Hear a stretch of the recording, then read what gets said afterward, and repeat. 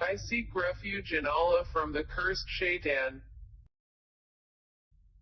by those angels who extract with violence, and by those who remove with ease, and by those who glide as if swimming, and those who race each other in a race, and those who arrange each matter. On the day the blast of the horn will convulse creation, there will follow it the subsequent one. Hearts that day will tremble, their eyes humbled, they are presently saying, will we indeed be returned to our former state of life?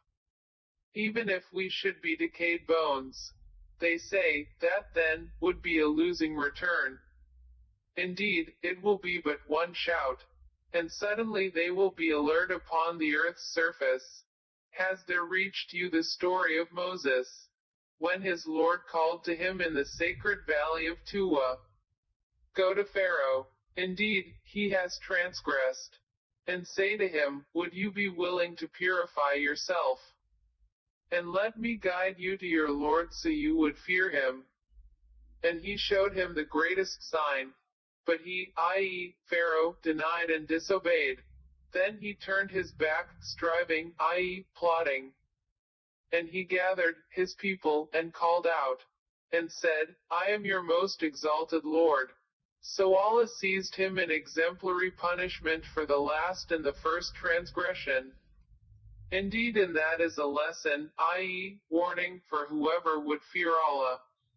Are you a more difficult creation, or is the heaven? He, i.e., Allah, constructed it. He raised its ceiling and proportioned it, and he darkened its night and extracted its brightness. And after that he spread the earth.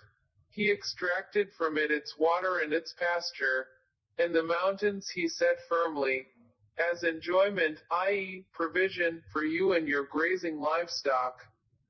But when there comes the greatest overwhelming calamity, the day when man will remember that for which he strove, and hellfire will be exposed for all those who see, so is for he who transgressed, and preferred the life of the world, then indeed, hellfire will be his refuge.